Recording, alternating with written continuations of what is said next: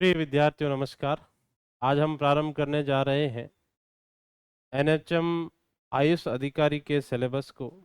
और इस सिलेबस में प्रमुख रूप से जीके खंड का जो पार्ट है उसको लेकर हम इस सेशन को शुरू करेंगे। प्रिय विद्यार्थियों, जैसा कि पीछे के प्रश्न हमने अध्ययन किए हैं उसके आधार पर बहुत ही सिंपल से पेपर आपके आते हैं। कोई गहराई में डीप सामान्य ज्ञान नहीं पूछा जाता है। तो आपके प्रश्नों के अकॉर्डिंग आपके पहले के पेपरों का विश्लेषण करने के बाद में हमने इस आपके कोर्स को प्रारंभ किया है। और इसमें आपकी सभी कक्षाएं हम हमारे YouTube के माध्यम से और हमारे ऐप के माध्यम से उपलब्ध करवाएंगे। साथ ही साथ आपको नियमित टेस्ट सीरीज के माध्यम से भी आपका संपूर्ण कोर्स कंप्लीट करवाया जाएगा। और इस टेस्ट सीरीज में हम आपके लिए 15 मेजर पेपर, जो आपका जीके का 180 नंबर का खंड है, उसको कवर करेंगे ताकि आप मैक्सिमम एमसीक्यू सॉल्व करें। पीवाईक्यू अगर आप अच्छे से सॉल्व करेंगे तो उसका बहुत फ़ायदा होगा आपको। साथ ही साथ उन पीवाईक्यूज़ का हम विस्तृत सॉल्यूशन भी आपको हमारे ऐप के माध्यम से उपलब्ध करवाएंगे ताकि आपका जो ये 180 नंबर का पार्ट है उसको आप बहुत ही बेहतरीन ढंग से कर सकें। हम आज जिस सेशन को लेकर शुरू हुए हैं वो पार्ट जो है वो आपका इतिहास का खंड है। और इतिहास के इस खंड में मोटा मोटी बात करें तो आपको जो प्रश्न पूछे जाते हैं वो सिंपली प्रश्न ऊपरी तौर से पूछे जाते हैं, डीप हिस्ट्री आपके नहीं आती है। लेकिन हमें बदलते परीक्षा पैटर्न को भी ध्यान रखना होगा, क्योंकि जैसा अभी एग्जाम का पैटर्न राजस्थान में चाहे आरपीएससी का हो चाहे अधीनस्थ बोर्ड का हो, थोड़ा सा पैटर्न में बदलाव आया है। कुछ गहरे प्रश्न पूछे जाते हैं और जो आपके 40% के क्राइटेरिया के लिए आपको मुश्किलें खड़ी करते हैं। क्योंकि आपका दोनों पेपर को मिलाकर 40% अंक हासिल करना है, तो इसमें आपका जो 180 नंबर का पार्ट है ये आपके लिए बहुत हेल्पफुल होगा। तो आइए हम शुरू करते हैं। सबसे पहले हम चीज़ों को समझते हुए शुरू करेंगे। जब तक चीज़ें ठीक ढंग से समझ में नहीं आएगी, क्रोनोलॉजी हमें समझ में नहीं आएगी, तब तक हम इस विषय को, इस चीज़ों को अच्छे से क्रोनोलाइज नहीं कर पाएंगे। और अच्छे से जब तक हमारे दिमाग में मैपिंग नहीं होगी, ये चीज़ें हमारे समझ से परे होगी। और दूसरा ये है कि हमें प्रश्नों को करने में बहुत दिक्कत आएगी। तो हम शुरुआत कर रहे हैं इतिहास के खंड से। इतिहास का जो आपका सिलेबस है उस सिलेबस को मोटा मोटी देखा जाए तो 3 खंडों में बांट कर हम पढ़ेंगे। और 3 खंडों में ज्यादातर जो प्रश्न पूछे जाते हैं वो प्रश्न पूछे जाएंगे आपको हमारी संस्कृति से रिलेटेड, हमारी सभ्यता से रिलेटेड।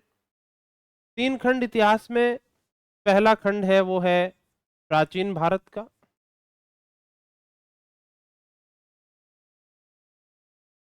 दूसरा है मध्यकालीन भारत।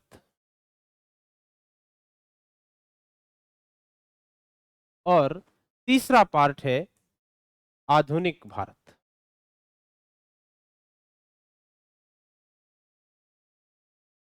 ध्यान रखें, एंशियंट, मिडाइवल और मॉडर्न, इनमें से जो हमारे प्रमुख टॉपिक रहेंगे, कौन कौन से पार्ट के कैसे कैसे प्रश्न आते हैं, उन पर भी हम डिस्कशन करेंगे। और क्या क्या इन चीज़ों, इन टॉपिक्स में से प्रश्न पूछे जा सकते हैं, कौन कौन से टॉपिक इंक्लूड है। प्राचीन भारत की बात करें तो प्राचीन भारत में जो प्रमुख टॉपिक हैं वो है, पहला जैसे सिंधु घाटी सभ्यता, इंडस वैली सिविलाइजेशन, जिसको हम सिंधु सरस्वती सभ्यता कहते हैं। आगे इसको डिटेल में पढ़ेंगे। उसके बाद में वैदिक सभ्यता। ध्यान रखें, वैदिक सभ्यता से रिलेटेड प्रश्न ज़्यादा पूछे जा सकते हैं, क्योंकि जो आयुष का प्रारंभ है, ये प्रारंभिक सोर्स के रूप में हम वैदिक काल को देखते हैं। उसके बाद में, वैदिक काल के बाद में हम वैदिक काल को 2 भागों में बांट के पढ़ेंगे, ऋग्वैदिक काल और उत्तर वैदिक काल। उसके बाद का जो टॉपिक है वो है जैन धर्म, बौद्ध धर्म और समकालीन महाजनपद। ध्यान रखें, इसको महाजनपद काल या छठी शताब्दी ईसा पूर्व के काल के नाम से जाना जाता है। प्रिय विद्यार्थियों, छठी शताब्दी ईसा पूर्व का जो काल है वो भारतीय इतिहास में बहुत ही महत्वपूर्ण काल माना जाता है। इस महत्वपूर्ण काल के अंदर हम जिन चीजों को लेकर चलेंगे वो तीन प्रमुख चीजें हैं। छठी शताब्दी ईसा पूर्व तक आते आते वैदिक सभ्यता में जो कर्मकांड की प्रधानता हुई, जिसकी वजह से आम व्यक्ति का जीवन वो है कठिनाइयों से घिरा हुआ पाया कहीं ना कहीं, और उस वैदिक सभ्यता या ब्राह्मण सभ्यता के प्रतिरोध के रूप में जिन दो धर्मों का उदय हुआ उनको हम बौद्ध और जैन के नाम से जानते हैं। और ये संपूर्ण जो चीजें हुई वो छठी शताब्दी ईसा पूर्व के आसपास के कालखंड में हुई। और इसी कालखंड में भारत में गंगा घाटी क्षेत्र में 16 महाजनपदों का उदय हुआ। और इन 16 महाजनपदों के उदय के कारणों को जानेंगे, कौन कौन सी इनकी खास बातें थी, इनकी शासन प्रणाली कैसी थी, इनका धार्मिक सिस्टम क्या था, इनकी आर्थिक व्यवस्थाएं क्या थी, इनका सामाजिक सिस्टम क्या था, इनकी राजनीतिक व्यवस्थाएं कैसी थी, इन सब का अध्ययन करेंगे। और इसी के साथ में एक चीज जुड़ी हुई है, मगध का उत्कर्ष। यानी कि इन 16 महाजनपदों में से एक महाजनपद है मगध, जिसने भारत की संपूर्ण राजनीति को प्रभावित किया और भारत के राजनीतिक प्रशासन का केंद्र बिंदु बन के उभरा, वो है मगध। तो 16वीं-छठी शताब्दी ईसा पूर्व में जो 16 महाजनपद विकसित हुए, उनका आगे का जो रूप है वो हम मगध के रूप में पढ़ेंगे। और मगध से ही प्रारंभिक मगध के राजवंशों से लगाकर मगध के पतन तक के कालखंड को हम इसके साथ पढ़ेंगे। अब आगे के जो कालखंड है उसमें हम पढ़ेंगे मौर्य काल,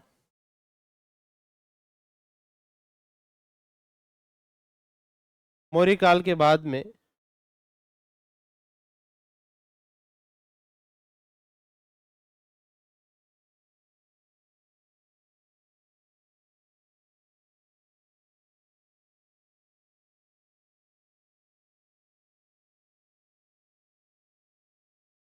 गुप्त काल, गुप्त काल के बाद में गुप्तोत्तर काल,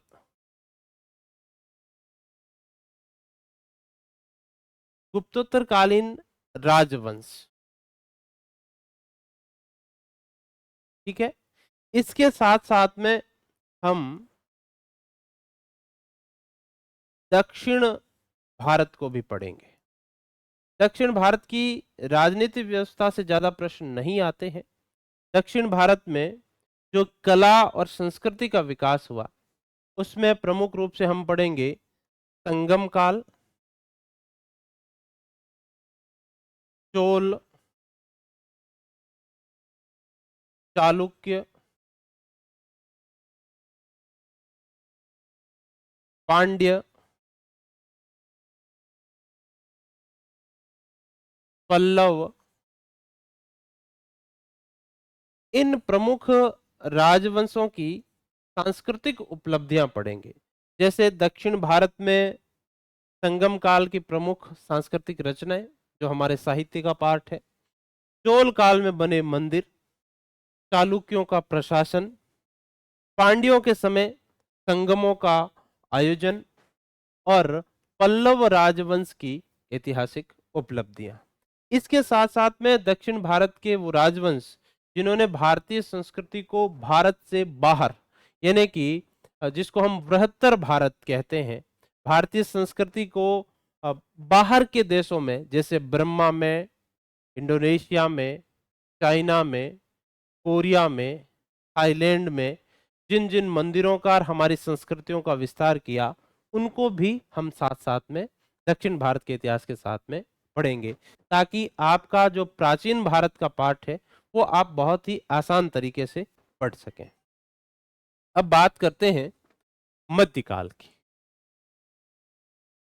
मध्यकालीन भारत में प्रमुख रूप से भारत पर विदेशी बाह्य आक्रांताओं के कालखंड में लड़े गए प्रमुख युद्ध और उनका भारतीय इतिहास पर क्या प्रभाव पड़ा, इन चीजों को जानेंगे। जैसे भारत पर शुरुआती मुस्लिम आक्रमण। भारत पर शुरुआती मुस्लिम आक्रमण जो है वो अरब आक्रमण के नाम से जाने जाते हैं। ठीक है, इन अरब आक्रांताओं के बारे में सामान्य जानकारी। उसके बाद में भारत पर तुर्क आक्रमण। तुर्क आक्रमण भारत में 11वीं शताब्दी के प्रारंभ में शुरू होते हैं और भारत में मध्यकाल में तुर्की सत्ता की स्थापना तक और उसके बाद में भारत में जिन जिन राजवंशों ने शासन किया उन पर, जैसे कि भारत में तुर्की आक्रमण में सबसे पहले हम महमूद गजनवी,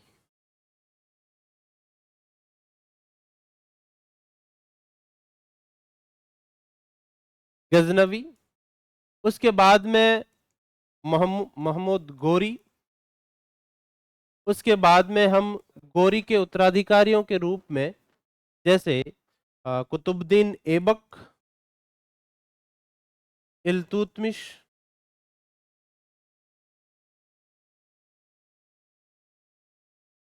इल्तुतमिश, यानी कि हम गुलाम वंश को डिटेल में पढ़ेंगे। उसके बाद में हम खिलजी वंश को पढ़ेंगे। खिलजी वंश में खिलजियों की सांस्कृतिक उपलब्धियां, खिलजियों द्वारा भारत में स्थापत्य और संस्कृति के क्षेत्र में क्या क्या कार्य किए गए वो पढ़ेंगे। खिलजियों में प्रमुख रूप से दो राजा पढ़ने हैं हमें। पहला है जलालुद्दीन खिलजी, जलालुद्दीन खिलजी, और दूसरा है अलाउद्दीन खिलजी।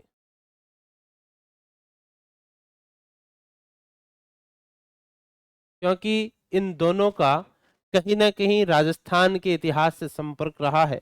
इनके द्वारा राजस्थान के रणथंभौर में, राजस्थान के चित्तौड़गढ़ में किए गए आक्रमण और उनके समकालीन शासकों के बारे में हमें पता होना चाहिए।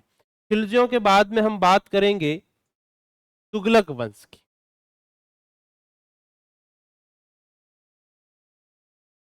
तुगलक वंश में जो प्रमुख राजा हुए उनमें से सबसे महत्वपूर्ण है वो है मोहम्मद बिन तुगलक, जिसको हम एमबीटी के नाम से जानते हैं।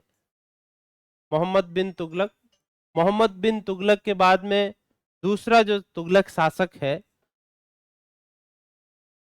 इन दोनों शासकों में खास बात यह है कि इन्होंने जो नीतियां दिल्ली के शासन करने के दौरान लागू की उन पर हम चर्चा करेंगे। ध्यान रखें, तुगलक वंश के बाद में हम सैयद वंश पढ़ते हैं, सैयद वंश, और अंत में हम पढ़ते हैं लोदी वंश। ध्यान रखें, लोदी वंश के साथ ही मध्यकाल में तुर्कों की सत्ता या मध्यकालीन राज भारत के इतिहास में एक चैप्टर पूरा हो जाता है। लोदी वंश का अंतिम शासक है वो है इब्राहिम लोदी, और इब्राहिम लोदी के पतन के बाद में भारत में जो सत्ता स्थापित होती है वो होती है मुगलों की, मुगल साम्राज्य। इसके बाद में हम मुगल साम्राज्य पढ़ेंगे। भारत में मुगल सत्ता के संस्थापक बाबर, बाबर के बाद में हुमायूं, हुमायूं के बाद में अकबर, अकबर के बाद में जहांगीर, जहांगीर के बाद में शाहजहां, शाहजहां के बाद में औरंगजेब। ये प्रमुख शासक भारत में मुगल कालीन शासक हुए। इसके बाद में उत्तर मुगलकालीन शासक है जो ज्यादा महत्वपूर्ण नहीं है, वहां से प्रश्न नहीं आते हैं। जहां जहां से प्रश्नों के बनने की संभावना होगी वो हम डिटेल में आगे के सेशन में कंप्लीट कर लेंगे। मध्यकालीन भारत में प्रमुख रूप से तुर्की सत्ता की स्थापना और मुगल सत्ता की स्थापना, मुगलों में बाबर से लगाकर औरंगजेब तक का कालखंड। ध्यान रखें, इनमें जो प्रमुख प्रश्न बन सकते हैं या इनकी जो आइडेंटिटी है ऐतिहासिक रूप से, उन पे ही चर्चा करेंगे, ज्यादा डिटेल में हम नहीं जाएंगे। उसके बाद में 1707 में जब औरंगजेब का निधन हो जाता है, भारत में नवीन शक्तियों का उदय होता है और नवीन शक्तियों के रूप में यूरोपियनों का आगमन होता है। ईस्ट इंडीज कंपनी, पुर्तगाली, फ्रांसीसी, डच, डेनिश, स्पेनिश, ये शक्तियां भारत में अपनी औद्योगिक बस्तियां स्थापित करती है। ये अपने भारत के में व्यापार के उद्देश्य से आते हैं और धीरे धीरे ये भारत की राजनीतिक सत्ता पर काबिज हो जाते हैं। इसलिए हम अब जब पढ़ेंगे तो हम पढ़ेंगे यूरोपियन का आगमन, यूरोपियन शक्तियों का आगमन।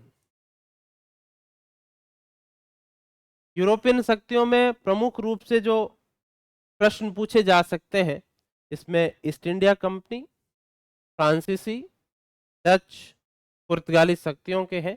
उनके प्रमुख गवर्नर कौन कौन हुए और विदेशी शक्तियों और भारतीय शक्तियों के मध्य कौन कौन से युद्ध लड़े गए, कौन कौन से मराठा शासक हुए। मराठाओं में हम प्रमुख रूप से शिवाजी और 3 महान पेशवा पढ़ेंगे। इसके साथ में ये चीजें आधुनिक भारत में कवर होगी। इसके बाद में भारत में जब ईस्ट इंडिया कंपनी ने अपना शासन स्थापित किया तो भारत के किन किन राज्यों के साथ उनके कैसे संबंध थे, कौन सी उन्होंने विस्तारवादी नीतियां अपनाई, ये सारा का सारा हम आधुनिक भारत में पढ़ेंगे। और आधुनिक भारत में हम जो टॉपिक पढ़ेंगे वो यूरोपियनों के आगमन, यानी कि 1707 औरंगजेब का पतन, यहां से लगाकर 1947 तक भारत की आजादी तक के कालखंड का विस्तृत अध्ययन करेंगे। अब इस आजादी के कालखंड में हमें प्रमुख रूप से ध्यान रखना है, भारत में गांधीवादी आंदोलन, गांधी जी का आगमन, भारत में उग्रवादी जिसको हम क्रांतिकारी कहते हैं, क्रांतिकारियों का आंदोलन। क्रांतिकारियों का आंदोलन में हमें प्रमुख रूप से भगत सिंह, सुखदेव, राजगुरु, रास बिहारी बोस, ठीक है, इन क्रांतिकारियों को पढ़ना है जो गर्म दल से संबंधित थे। यानी कि हमें इतिहास के उन मोटा मोटी खंड को ही पढ़ना है जो हमारे सिलेबस में या हमारे इतिहास के दृष्टिकोण से बहुत महत्वपूर्ण है। ज्यादा डिटेल में नहीं पढ़ना है, बिल्कुल सरफेस से ऊपरी भाग को पढ़ना है। तो प्रिय विद्यार्थियों, आपको समझ में आ गया होगा कि 3 कालखंड, प्राचीन भारत, मध्यकालीन भारत और आधुनिक भारत हमें कैसे पढ़ना है। हम शुरुआत करेंगे सबसे पहले प्राचीन भारत से।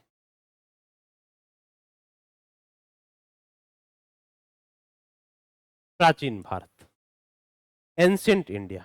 और एंशियंट इंडिया में सबसे प्रमुख रूप से जो चर्चा का विषय है उसको हम शुरू करेंगे कि हमें प्राचीन भारत के इतिहास की जानकारी कैसे मिली। इतिहास को जानने के स्रोत पढ़ना बहुत जरूरी है और स्रोत के बगैर हम इतिहास को समझ नहीं सकते। प्रिय विद्यार्थियों, स्रोत कई प्रकार के होते हैं, यानी कि हमें प्राचीन इतिहास की जानकारी देने वाले जो साक्ष्य हैं, जो सोर्सेज हैं, वो स्रोत हैं। स्रोत कैसे हो सकते हैं उन पर चर्चा करेंगे। जो स्रोत लिखित रूप में हो, जो स्रोत लिखित रूप में नहीं हो, उसी सोर्सेज के आधार पर भी इतिहास को 3 खंडों में बांटा जाता है। पहला है जिसको हम प्राक इतिहास कहते हैं।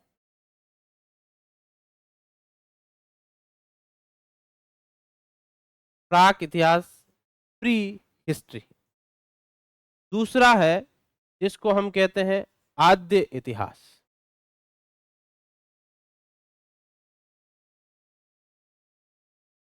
आद्य इतिहास और तीसरा है इतिहास।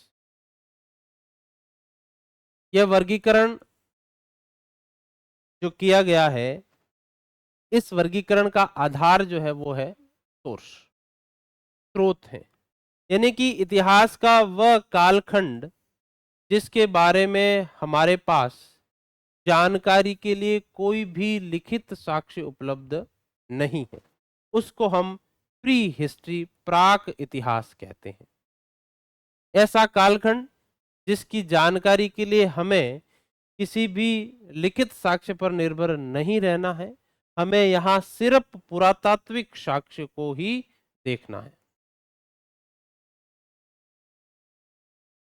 पुरातात्विक साक्ष्यों पर हम निर्भर है। पुरातात्विक साक्ष्य क्या होते हैं?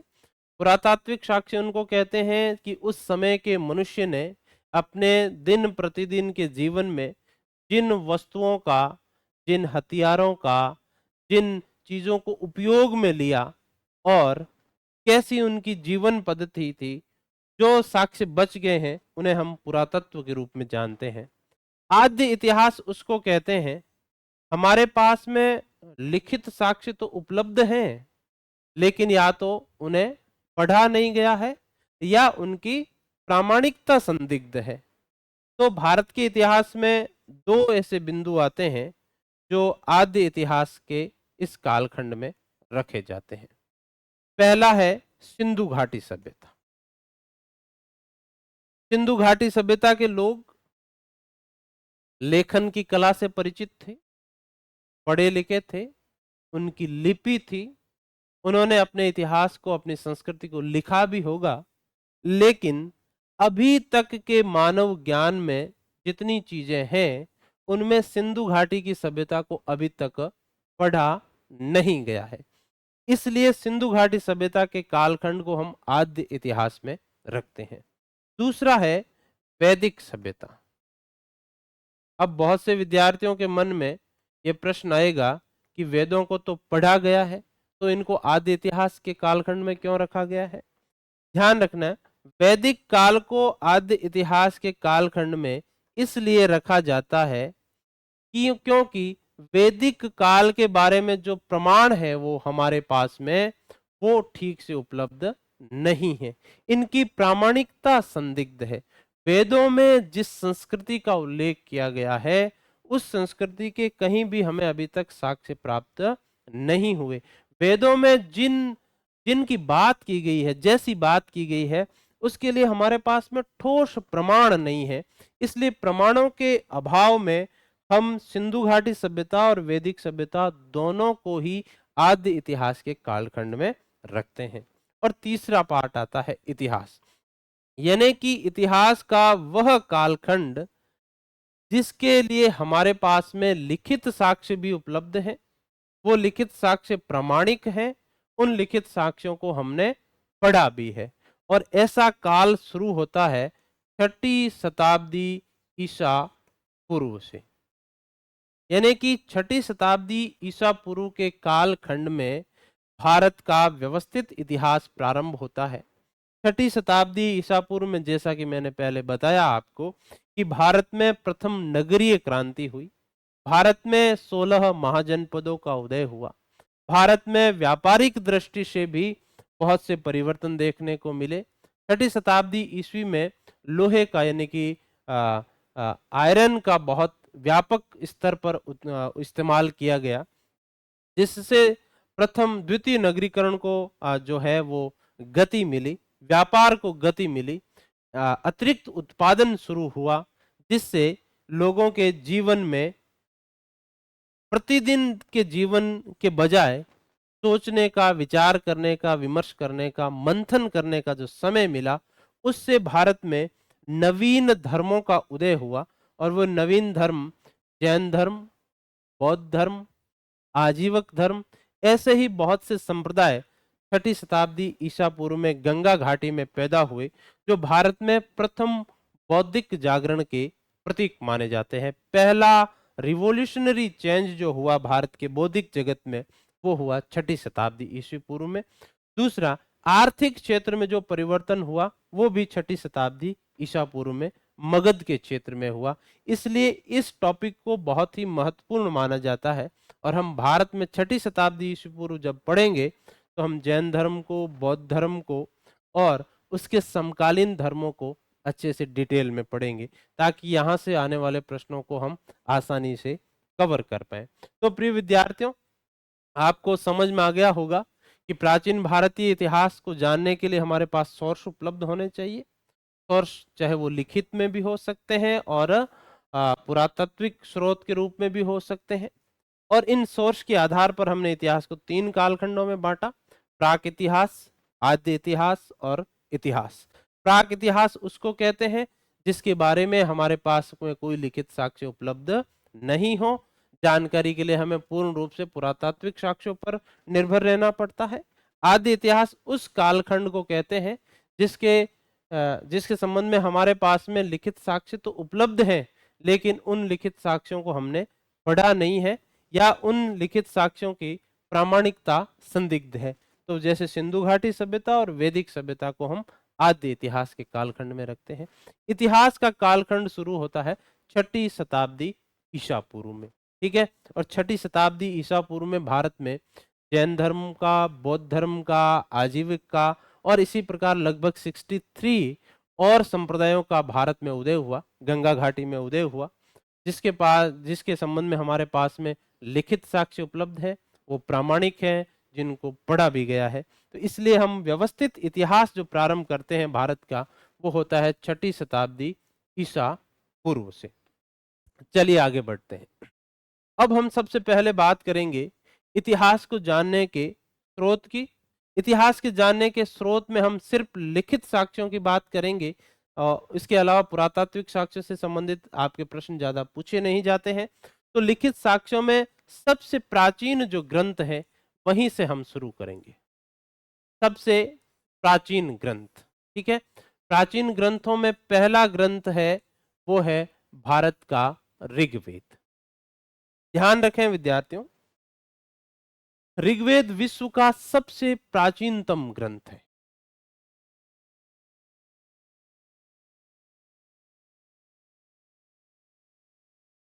ठीक है। अब ऋग्वेद की रचना किसने की? ऋग्वेद का विषय क्या है? ऋग्वेद का विषय क्या है? क्या ऋग्वेद एक सीमित समय में किसी एक व्यक्ति द्वारा लिखा गया? ये विमर्श के विषय है। ध्यान रखें, ऋग्वेद को विश्व का प्राचीनतम वेद माना जाता है।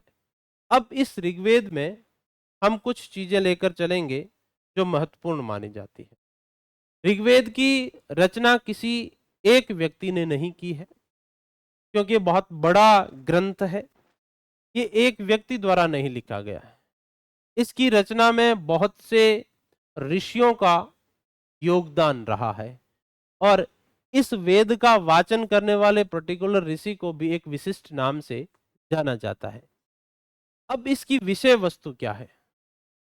वेद में ऋग्वेद क्यों लिखा गया, इसका सब्जेक्ट क्या है, यह जानना भी महत्वपूर्ण है। क्योंकि जब तक विषय की जानकारी नहीं होगी, इसको पढ़ने का कोई औचित्य नहीं है। ऋक का अर्थ होता है, ऋक का अर्थ होता है ऋचा या मंत्र। ध्यान रखें, ऋचा या मंत्र, यानी कि मंत्रों के रूप में आबद्ध ज्ञान को ऋग्वेद कहा गया है। अब मंत्र कब पढ़े जाते हैं, ऋचाएं कब पढ़ी जाती है, यह महत्वपूर्ण है। क्योंकि हम जब भी ईश्वर से किसी चीज की मांग करते हैं, हमें कुछ चाहिए होता है, तब हम मंत्रों का जाप करते हैं, मंत्रों की स्तुति करते हैं। इसलिए ध्यान रखना, ऋग्वेद को स्तुति परक रचना कहा जाता है।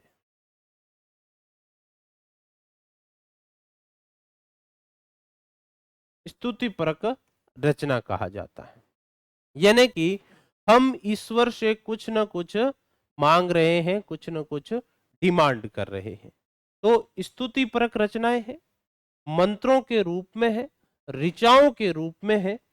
इसलिए ध्यान रखना, जिन मंत्रों की रचना, जिन ऋचाओं की रचना किसी एक ही वंश के ऋषियों ने मिलकर की हो, उसको हम ऋषि, उसके नाम को हम पर्टिकुलर ऋषि के नाम से जानते हैं। जैसे ऋग्वेद में 1028 सूक्त है। ऋग्वेद में 10 मंडल है। ऋग्वेद में 10,590 मंत्र हैं। ध्यान रखें, इन मंत्रों की संख्या अलग अलग बुक्स में अलग अलग दे रखी है, तो इसको लेकर कंफ्यूजन नहीं रहना है। लगभग मंत्रों की संख्या है 10,590 मानी जाती है। इसमें 10 मंडल है, 1028 सूक्त हैं। ध्यान रखना, इन 1028 सूक्तों में से, ठीक है, जो प्रमुख सूक्त है वो 1017 माने जाते हैं, और 11 सूक्त ऐसे हैं जिनको हम बाल खिल्य सूक्त कहते हैं, यानी कि बाद में लिखित रूप में जोड़े गए साक्ष्य। अब ये मंडलों की हम बात करें तो ऋग्वेद में 10 मंडल है। ऋग्वेद में मंडलों की संख्या कितनी है भाई? ऋग्वेद में 10 मंडल है। ये याद रखना है क्योंकि प्रश्न यहीं से पूछे जा सकते हैं। और इन ऋग्वेदिक मंडलों में जो सबसे प्राचीन मंडल है वो महत्वपूर्ण है। प्राचीन मंडल है वो है मंडल नंबर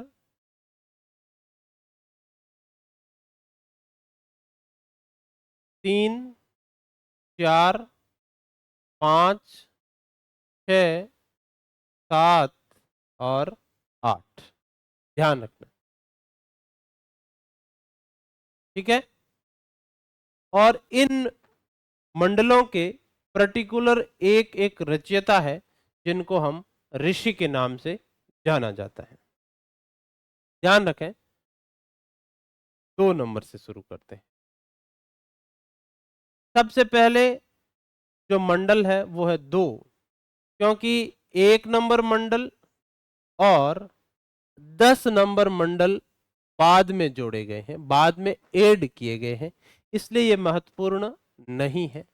क्योंकि पहला और 10वां बाद में जोड़े गए हैं, एडिशन के रूप में ऐड किए गए हैं, ये महत्वपूर्ण नहीं है, प्राचीन नहीं है, ठीक है। दूसरी बात यह है कि ये किसी एक ही वंश के ऋषि द्वारा नहीं लिखे गए हैं। दूसरे से लगाकर 7वें तक के जो मंडल हैं ये एक ही वंश के ऋषि द्वारा लिखे गए हैं, इसलिए इन सभी मंडलों को 2 से लगाकर 7 तक को सामूहिक रूप से वंश मंडल कहा जाता है। ध्यान रखें, वंश मंडल इसलिए कहते हैं क्योंकि एक ही वंश के ऋषियों द्वारा इनको लिखा गया है। इनको प्राचीन मंडल भी कहते हैं क्योंकि सबसे प्राचीन मंडल 2 से लगाकर 7 तक है। पहला और 10वां सबसे नवीनतम मंडल है, ध्यान रखना, नवीनतम मंडल है, ठीक है। 8वां और 9वां बाद में जोड़े गए हैं, ठीक है। यानी कि सबसे पहले जो रचना हुई वो हुई दूसरे की, तीसरे की, चौथे की, 5वें की, 6ठे की और 7वें की। और इन प्रत्येक मंडल में एक एक ऋषि जो है वो इनके रचयिता है। दूसरे मंडल के जो रचयिता है वो है कृतसमद। कृतसमद ऋषि, कृतसमद। तीसरे के है विश्वामित्र। चौथे के है वामदेव। 5वें के है अत्रि। 6ठे के है भारद्वाज, भारद्वाज ऋषि। कृतसमद, विश्वामित्र, वामदेव, अत्रि, भारद्वाज और वशिष्ठ। ध्यान रखें, ये सबसे प्राचीनतम मंत्र है, मंडल है, और इन मंडलों के जो रचयिता है वो ये ऋषि है। कृतसमद दूसरे मंडल के, विश्वामित्र तीसरे मंडल के, वामदेव चौथे मंडल के, अत्रि पांचवें मंडल के, भारद्वाज छठे मंडल के, वशिष्ठ वशिष्ठ है वो सातवें मंडल के हैं। इन ऋषियों ने पर्टिकुलर अपने वंश में रहते हुए इन मंडलों की रचना की, इसलिए इनको वंश मंडल के नाम से जाना जाता है। और ये सबसे प्राचीन है, इसलिए इनको प्राचीन मंडल भी कहा जाता है। इन मंडलों में एक मंडल जो है ये वो सबसे महत्वपूर्ण है, वो है मंडल नंबर 3। क्यों महत्वपूर्ण है इसके बारे में भी हम चर्चा करेंगे। मंडल 3, और मंडल 3 के रचयिता जो है वो है विश्वामित्र।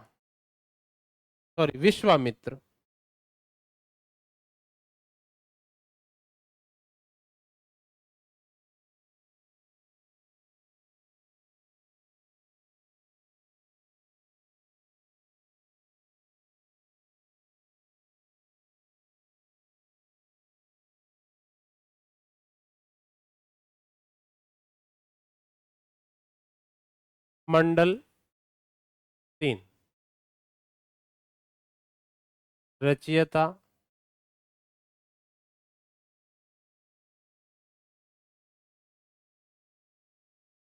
विश्वामित्र। क्यों महत्वपूर्ण है? मंडल 3 में प्रसिद्ध गायत्री मंत्र है, और प्रसिद्ध गायत्री मंत्र के रचयिता जो है वो विश्वामित्र ऋषि को माना जाता है। तो कई बार ये प्रश्न पूछा गया है कि प्रसिद्ध गायत्री मंत्र कहां से लिया गया है। तो सबसे पहले तो इसका जवाब होगा ऋग्वेद से लिया गया है। ऋग्वेद में अगर मंडल पूछ ले तो 3 नंबर मंडल से लिया गया है। 3 नंबर मंडल का रचयिता पूछ ले तो ऋषि विश्वामित्र इसके रचयिता है। आप सबको पता होगा, गायत्री मंत्र आप सब ने पढ़ा होगा, और गायत्री मंत्र आप सब ने पता होगा तो आपको यह भी पता होगा कि गायत्री मंत्र कौन से देवता को समर्पित है। आप कमेंट में ये जरूर बताएं कि गायत्री मंत्र किसको समर्पित है। अगर आप इस मंत्र को ठीक से पढ़ेंगे तो आपको इसका आंसर इस मंत्र में मिल जाएगा। जैसे ओम भूर्भुवः स्वः तत्सवितुर्वरेण्यम भर्गो देवस्य धीमहि धियो यो न प्रचोदयात। ये गायत्री मंत्र है, आप सबने पढ़ा है, सबने बहुत बार स्कूल की प्रार्थना सभाओं में बोला भी होगा। तो आप ये जरूर बताएं कि ये किसको समर्पित है। कमेंट बॉक्स में बताएंगे। अगर आप सही जवाब देंगे तो आप विद्यार्थियों में से एक विद्यार्थी को हम चुनकर हमारी टेस्ट सीरीज जो है वो हम फ्री में प्रोवाइड करवाएंगे। तो प्रिय विद्यार्थियों, गायत्री मंत्र के बारे में हमने पढ़ लिया। अब हम ऋग्वेद की सामान्य जानकारी जितनी आवश्यक थी हमने चर्चा कर ली है। और ऋग्वेद को अन्य किन नामों से जाना जाता है वो भी हम जानेंगे। जैसे वेद के बारे में ये कहा जाता है कि वेद जो है वह अपौरुषेय है। वेद क्या है? अपौरुषेय है। वेदों को ध्यान रखें, स्मृति भी कहा जाता है। ध्यान रखें, वेदों को अपौरुषेय कहते हैं, वेदों को स्मृति कहते हैं। इसके पीछे लॉजिक भी है, कारण है। अ का मतलब होता है नहीं, पौरुषेय का अर्थ होता है पुरुष द्वारा, यानी कि वेदों की रचना किसी पुरुष द्वारा नहीं की गई है, इसलिए वेद क्या है? अपौरुषेय है। यानी कि वेदों को ईश्वरीय रचना माना जाता है, वेद ईश्वर की कृति है, इसलिए वेद को अपौरुषेय कहते हैं। अब वेदों को स्मृति क्यों कहते हैं? वेदों को स्मृति कहने का कारण यह है क्योंकि पहले वेदों को स्मृति के आधार पर ही एक पीढ़ी से दूसरी पीढ़ी तक पहुंचाया जाता था। उस समय जब वेदों की रचना हुई, उस समय लिखने के लिए हमारे पास में कोई सोर्स नहीं थे, इसलिए स्मृति पर आधारित होने के कारण वेदों को स्मृति भी कहते हैं। और स्मृति क्यों कहते हैं? क्योंकि वेद स्मृति पर आधारित थे। जिस व्यक्ति को, जिस पंडित को जितने वेदों का ज्ञान होता था, या जिनके जितने वेद उसकी स्मृति में होते थे, जितने वेद उसको याद होते थे, उसी के आधार पर उसकी उपाधियां उसको मिली। जैसे कोई व्यक्ति है जिसको 4 के 4 वेद याद हैं, ऋग्वेद, यजुर्वेद, सामवेद, अथर्ववेद। अगर किसी को चारों वेद याद हैं तो वह चतुर्वेदी कहलाया। किसी को 3 वेद याद हैं तो वे त्रिवेदी कहलाए। किसी को 2 वेद याद है तो वे द्विवेदी कहलाए। इसके साथ साथ में अगर किसी व्यक्ति को कुछ वेद, कुछ उपनिषद, कुछ पुराण, यानी कि उनको मिक्स ज्ञान है, मिक्सचर है, तो वे मिश्रा कहलाए। ध्यान रखें, जो ये ब्राह्मणों में जातियां हैं, ये प्रारंभ में जन्म पर आधारित नहीं थी, ये कर्म पर आधारित थी। अगर किसी व्यक्ति को 4 वेदों का ज्ञान है, 4 वेद उसकी स्मृति में है, तो वह चतुर्वेदी। किसी को 3 याद है तो वह त्रिवेदी। किसी को 2 याद है तो वह द्विवेदी। और कोई मिक्स ज्ञान रखता है मिक्सचर के रूप में, तो वो मिश्रा कहलाए। ध्यान रखें। इसके बाद में हम बात करते हैं कि वेद को अपौरुषेय क्यों कहते हैं, वेद को स्मृति क्यों कहते हैं, और वेदों को संहिता क्यों कहते हैं। ध्यान रखना, वेदों को सामूहिक रूप से चारों वेदों को संहिता कहते हैं। संहिता उसको कहते हैं जो वेदों के मूल मंत्र जो थे, जो शुरुआत में लिखे गए, उन्हीं को सामूहिक रूप से हम संहिता कहते हैं। और यह संहिता चारों वेदों को मिलाकर कही जाती है। तो हमने आज पढ़ा वेद। वेदों में सबसे प्राचीन वेद ऋग्वेद। ऋग्वेद के मंडलों की संख्या, ऋग्वेद के सूक्तों की संख्या, ऋग्वेद के रचयिता कौन कौन थे। और एक बात बहुत महत्वपूर्ण है कि ऋग्वेद का उच्चारण करने वाला पुरोहित, ऋग्वेद का उच्चारण करने वाला जो पुरोहित होता था, उसको होता या होत्र कहा जाता था। ध्यान रखें, होता या होत्र कहा जाता है ऋग्वेद का उच्चारण करने वाला पुरोहित को। ऋग्वेद के उच्चारण करने वाले ऋषि को होता कहा जाता है। ध्यान रखें। इसके बाद में हम बात करेंगे दूसरे वेद की। दूसरा वेद है वो है यजुर्वेद। यजु का शाब्दिक अर्थ होता है यज्ञ। ध्यान रखें, यजुर्वेद और यजु का शाब्दिक अर्थ है यज्ञ। यानी कि यज्ञों का जिन वेद में उल्लेख हुआ है वो वेद कहलाया यजुर्वेद। ठीक है, तो यानी कि यह कर्म कांड प्रधान वेद है, जिनमें याज्ञिक अनुष्ठानों का वर्णन किया गया हो, वो वेद कौन सा है? यजुर्वेद है। तो कैसा हुआ भाई? कर्म कांड प्रधान है। अगर आपको कोई पूछ ले कि ऋग्वेद कैसा है, तो ऋग्वेद स्तुति प्रधान है और यह कर्म कांड प्रधान है। अब कर्म कांड यानी कि यज्ञों के अवसर पर किए जाने वाले मंत्र जो है वो है यजुर्वेद में। ठीक है, यजुर्वेद के 2 भाग हैं। यजुर्वेद का एक भाग है कृष्ण यजुर्वेद और दूसरा भाग है शुक्ल यजुर्वेद। ध्यान रखना, कृष्ण यजुर्वेद और दूसरा भाग है शुक्ल यजुर्वेद।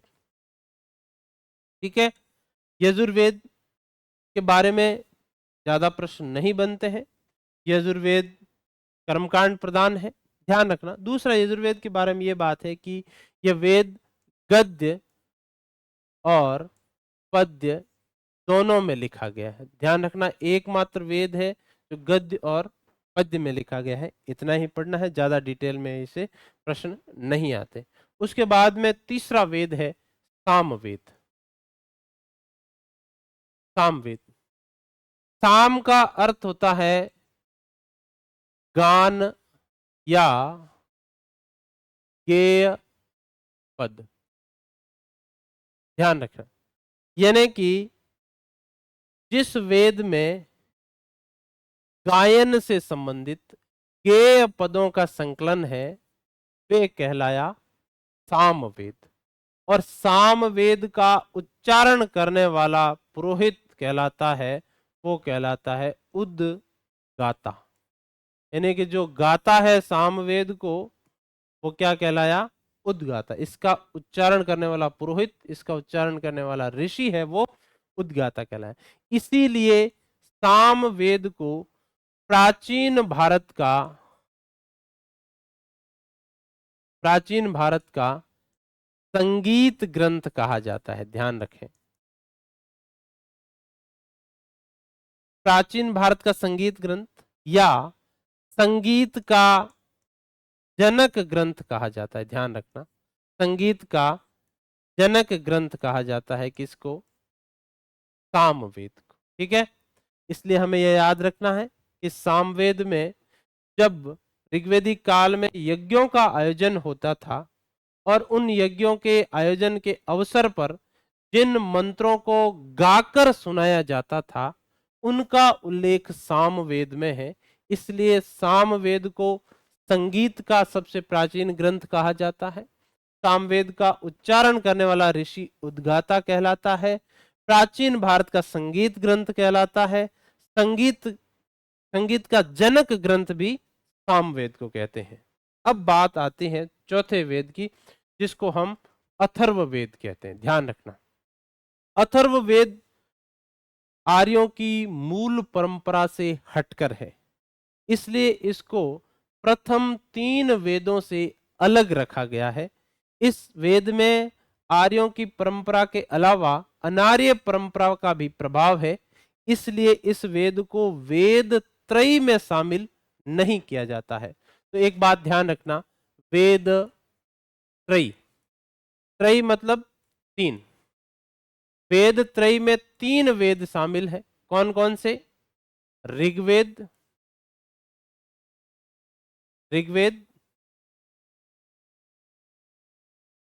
यजुर्वेद और सामवेद। ध्यान रखना, इन तीनों को सामूहिक रूप से वेद त्रयी कहा जाता है। और वेद त्रयी में शामिल नहीं है वो कौन सा है? अथर्ववेद। ध्यान रखना, अथर्ववेद को वेद त्रयी में शामिल नहीं किया जाता है। शामिल नहीं करने का कारण है कि इस वेद पर अनार्य परंपरा का प्रभाव है। ठीक है, ध्यान रखना, कौन सी परंपरा का? अनार्य परंपरा का। यानी कि अनार्य परंपरा में ऐसी कौन सी चीजें हैं जो अथर्ववेद में आई है? जैसे जादू, टोना, श्राप, वशीकरण, ये सारी की सारी ऐसी चीजें हैं जो आर्यों की परंपरा में नहीं थी, अनार्यों की परंपरा में थी, लेकिन अथर्ववेद में इनका उल्लेख किया गया है। इसलिए अथर्ववेद को वेद त्रयी में शामिल नहीं किया जाता है। ध्यान रखना, अथर्ववेद बहुत महत्वपूर्ण है। सबसे ज्यादा विषय जो है, सब्जेक्ट जो है, वो अथर्ववेद में है। बहुत से विषय हैं, ठीक है ना, राज्य की नीति से संबंधित हो, चिकित्सा से संबंधित हो, श्राप से संबंधित हो, जादू टोने से संबंधित हो, वशीकरण से संबंधित हो, बहुत से विषय हैं।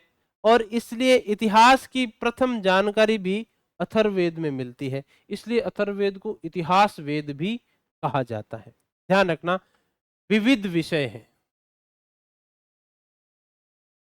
ठीक है, सबसे बड़ा वेद है विषयों की दृष्टि से। अब इस वेद में ध्यान रखना, चिकित्सा का वर्णन है। ध्यान रखना, चिकित्सा का वर्णन है।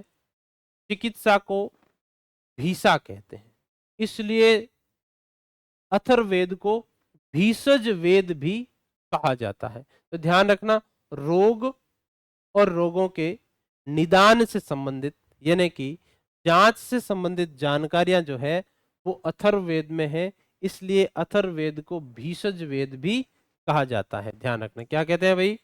भीषज वेद,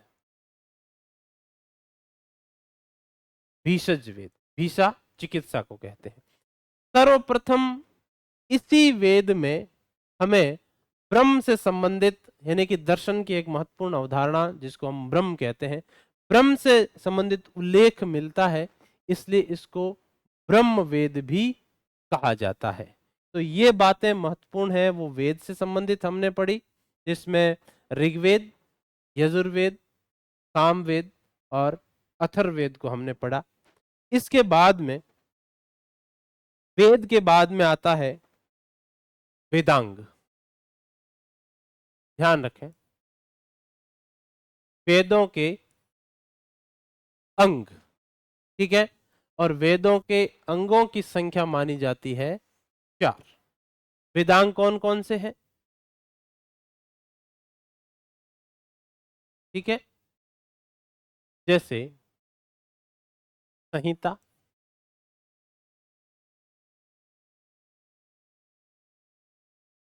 ब्राह्मण, आरण्यक और उपनिषद। ठीक है, इनको हम वेदों के भाग कहते हैं। ध्यान रखना, वेदों के भाग है, सॉरी वेदांग नहीं, इनको वेदों के भाग कहा जाता है।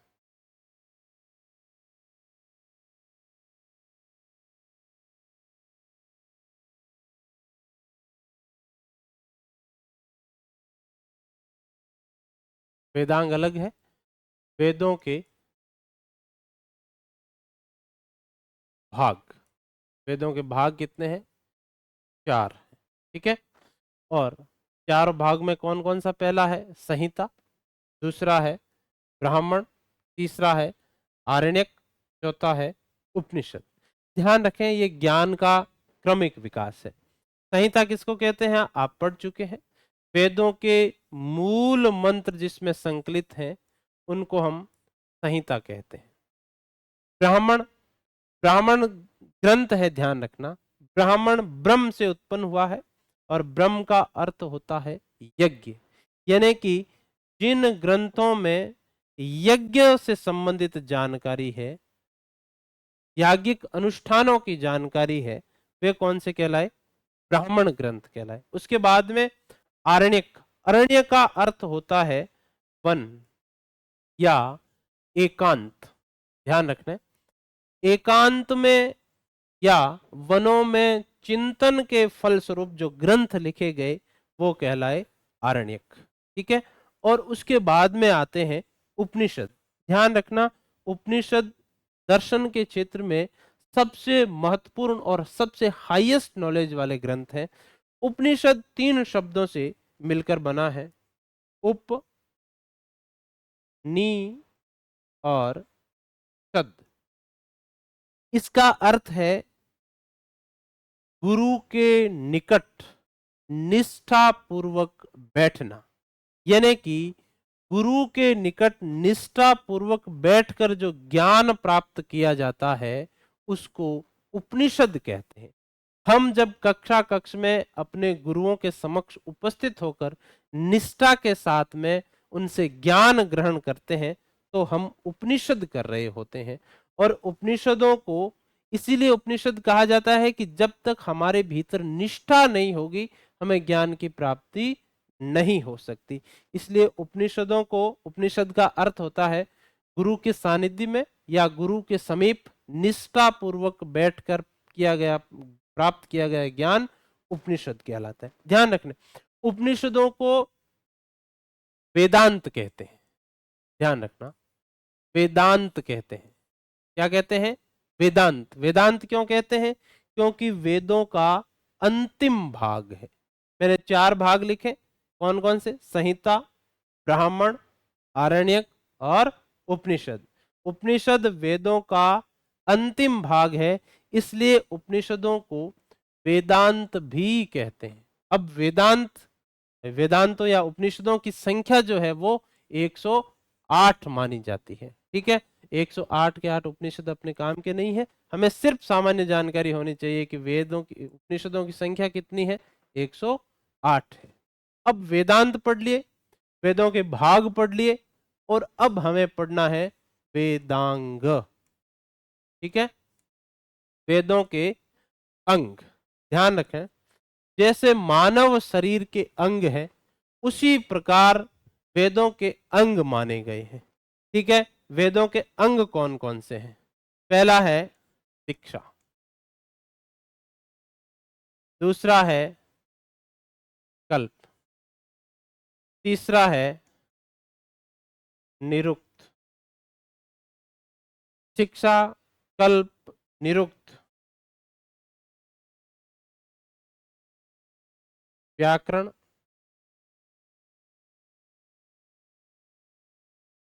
ज्योतिष और छंद। शिक्षा, कल्प, निरुक्त, व्याकरण, ज्योतिष और छंद। 1 2 3 4 5 और 6। ठीक है, तो वेदांग की संख्या कितनी मानी जाती है भाई? 6 संख्या मानी जाती है। अब 6 वेदांग कौन कौन से हैं? पहला है शिक्षा, दूसरा है कल्प, तीसरा है निरुक्त, चौथा है व्याकरण, पांचवा है ज्योतिष और छठा है छंद। ध्यान रख लें, ये वेदांग है, ये वेदांत है। वेदांत किसको कहते हैं? उपनिषद को कहते हैं। और वेदों के भाग कितने हैं? 4 है। तो प्रिय विद्यार्थियों, कंफ्यूज नहीं होना है, वेदों के भाग 4 माने गए हैं, वेदांगों की संख्या 6 मानी गई है। ठीक है, और वेदांत कितने हैं, उपनिषद कितने हैं? 108 माने गए। इसके साथ साथ में एक और चीज ऐड कर दूं। ठीक है, भारतीय परंपरा में जो आस्तिक दर्शन है उनको भी हम षड दर्शन कहते हैं। कितने दर्शन है भाई? 6 दर्शन है, उनको हम सामूहिक रूप से षड दर्शन कहते हैं। जब हम आगे इन चीजों को डिटेल में पढ़ेंगे ये चीजें भी आएगी। तो आज की क्लास में हमने पढ़ा वेद, उपनिषद, ब्राह्मण, आरण्यक, यानी कि प्राचीन भारतीय इतिहास को जानने के स्रोत का पहला चैप्टर। अगले चैप्टर में हम प्राचीन भारतीय इतिहास को जानने के वो ग्रंथ पढ़ेंगे जिनके बारे में हमें जानकारी, जो लौकिक ग्रंथ है जो धार्मिक नहीं है उनके बारे में, और कुछ धार्मिक ग्रंथ जो जैन धर्म से, बौद्ध धर्म से और ब्राह्मण धर्म से संबंधित है, इनका अध्ययन करेंगे। तो मिलते हैं अगली क्लास में। ये सभी क्लासेस आपकी कंटिन्यूस रहेगी। इसके साथ साथ हमने आपके लिए एक स्पेशल डिजाइन कोर्स तैयार किया है जिसके माध्यम से आप 180 नंबर के पार्ट को बहुत इजीली कर पाएंगे। आपको क्लास कैसी लगी आप कमेंट बॉक्स में ज़रूर बताइएगा। अगर आपको इसमें कोई संशोधन लगता है, अगर आपको लगता है कि बहुत ज़्यादा डीप में है, तो हम इसको थोड़ा ऊपर के लेवल पर भी कोशिश कर सकते हैं। लेकिन जहां तक मुझे लगता है मैंने बिल्कुल सरफेस से पढ़ाया है, इसमें कोई डीप वाली बात अभी तक हमने नहीं की है। तो प्रिय विद्यार्थियों, मिलते हैं अगली क्लास में। जय हिंद, जय भारत, जय राजस्थान।